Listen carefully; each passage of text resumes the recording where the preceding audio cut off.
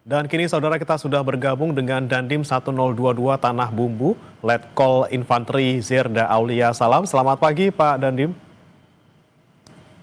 Selamat pagi, Mas. Ya Pak, kami ingin mengetahui lebih detail lagi, mungkin tadi sudah disampaikan di konferensi pers, namun kami ingin kembali mengulas seperti itu ya. Bagaimana kemudian proses pencarian korban yang kemarin sempat dilakukan, kemudian berapa jam total sampai akhirnya semuanya bisa ditemukan? Oke, baik, terima kasih, Mas. Kami ingin menjelaskan proses pencarian korban dari mulai hari pertama kami mendengar kabar kecelakaan heli di daerah Tanah Bumbu. Kemudian pada siang harinya, tim Forkopimda Tanah Bumbu langsung membentuk Satgas Lapangan yang terdiri dari Basarnas, TNI Polri, dan relawan serta masyarakat yang ada di sekitar. Pada saat itu, tim gabungan langsung masuk ke tempat di mana ada terdapat. Halo? Ya, Pak Zirda. Saksi mata yang ke dalam kabut. Ya, silakan, Mas. Ya, silakan Pak, dilanjutkan Pak. Oke, baik, saya lanjutkan. Dari hari pertama kecelakaan langsung ada satu tim gabungan yang masuk ke dalam, tapi memang pada saat itu tim gabungan tidak membawa logistik karena kami berniat untuk mengambil kecepatan sehingga apabila ada yang selamat dapat kita tolong pada kesempatan pertama. Kemudian sampai dengan malam hari tidak ada hasil sehingga kami perintahkan untuk keluar. Setelah itu kami rencanakan untuk kegiatan besok harinya di H+1 dan sudah mengerucut pada koordinat titik di mana diperkirakan titik jatuhnya pesawat heli tersebut. Oke. Pada H+1, siap Mas? Ya, silakan. Pada H+1 itu sudah masuk ke titik koordinat yang sudah ditentukan, kemudian tim gabungan menyisir lereng bukit yang ada di Pegunungan Meratus, Kecamatan Mentewe, Tanah Bumbu, kemudian masih tidak ada hasil. Kemudian selanjutnya pada hari berikutnya baru temu pesawat yang saat ini ditemukan, yaitu berada di lereng bukit yang sebelahnya. Jadi pada saat itu langsung ke tim gabungan masuk ke titik koordinat tersebut dan alhamdulillah pada H+2 atau hari Rabunya itu dapat ditemukan puing-puing pesawat serta korban yang berada di TKP. Demikian, Mas. Oke, Pak Zirda, ini yang menarik, ada pernyataan yang kemudian ketika salah satu tim ini menemukan puing-puing ini sempat dikira sebagai pondok seperti itu. Karena memang seperti apa sebenarnya di sana Pak? Keadaannya memang vegetasinya sangat lebat sehingga kemudian puing tidak bisa langsung terlihat secara kasat mata untuk pandangan pertama kalinya. Ya betul Mas, jadi memang vegetasi di tempat kecelakaan itu sangat lebat. Jadi hutan yang belum terjamah dan banyak binatang buas. Sehingga pasukan darat yang terdiri dari tim gabungan tersebut masuk membutuhkan waktu yang cukup lama untuk sampai di titik koordinat yang ditentukan. Tapi pada saat H+2 itu alhamdulillah cuaca dan medan sangat mendukung sehingga tim darat dapat melewati puncak bukit dan menuju ke lereng selanjutnya sehingga dapat menuju ke titik koordinat yang ditentukan oleh KNKT dan menemukan puing-puing pesawat. Demikian. Oke. Saat ditemukan Pak Zirda, ketika itu badan helikopternya seperti apa? Apakah menyangkut di pohon-pohon atau seperti apa dan bagaimana kemudian jenazahnya? Apakah ditemukan dalam kondisi terpisah dengan yang lainnya atau memang masih berdekatan? Baik, tadi sudah dijelaskan sebelumnya. Jadi pada saat ditemukan memang bagian yang utuh adalah bagian ekor pesawat, kemudian dari ekor badan pesawat sampai dengan depan itu sudah tidak utuh lagi dan dalam kondisi terbakar.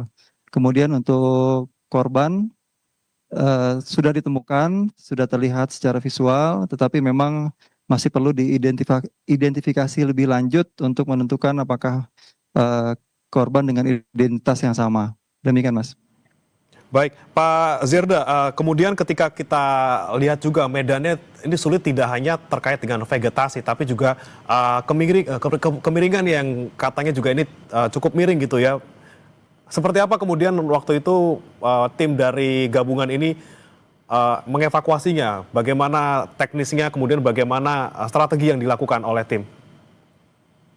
Iya betul Mas, kemiringan sudut medan itu 50 sampai dengan 70 derajat memang cukup curam sehingga tim gabungan melaksanakan evakuasi, kami melakukan secara estafet, jadi jarak dari titik ditemukannya hingga titik jemput itu memerlukan sekitar 70 orang secara estafet dengan jarak sekitar 2.500 meter dengan kontur medan yang sangat ekstrim dan saat itu pun pada saat hari evakuasi cuaca mendung bahkan hujan. Demikian Mas.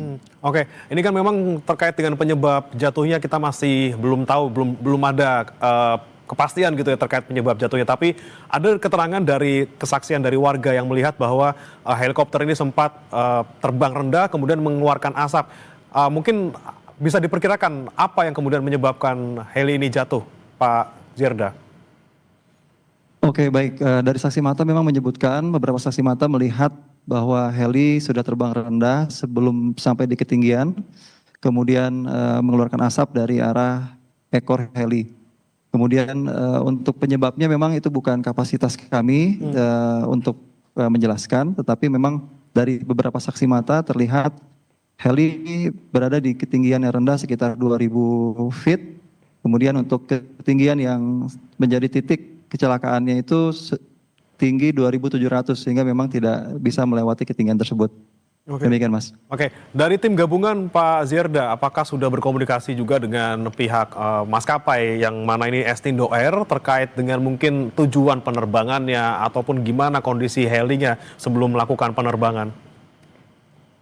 Baik, yang dapat kami ketahui bahwa untuk rute penerbangan heli itu hanya dari Kota Baru menuju ke Palangkaraya dan melewati perbukitan Meratus. Hanya itu saja Mas yang kita ketahui. Jadi kita tetap fokus kepada titik koordinat dari loss sinyal yang sudah ditentukan oleh KNKT. Oke, kemudian tadi yang menarik juga kami cermati saat konferensi pers adalah penemuan dari black box-nya sendiri. Seperti apa detailnya Pak Zirda terkait dengan penemuannya, kemudian kondisinya seperti apa dan bagaimana kemudian diserahkan ke KNKT untuk diselidiki untuk penyebab jatuhnya heli ini? Baik Mas, alhamdulillah black box ditemukan di hari yang sama pada saat kita evakuasi oleh tim gabungan yang di leading sektornya Basarnas. Kemudian black box itu memang kondisinya sudah tidak utuh lagi, tetapi data di dalamnya masih bisa diselamatkan. Kemudian saat ini black box sudah diamankan dan akan ditelusuri lebih lanjut apa penyebabnya oleh KNKT yang berwenang. Demikian. Baik, terakhir Pak Zirda terkait dengan lokasi ini kami masih penasaran terkait dengan lokasi yang ditemukan, lokasi heli ditemukan ini apakah memang sangat jauh dari permukiman warga sehingga dari hilang kontak di tanggal 1 sampai kemudian penemuan di tanggal 3 seperti itu prosesnya butuh paling tidak 2 hari seperti itu Pak.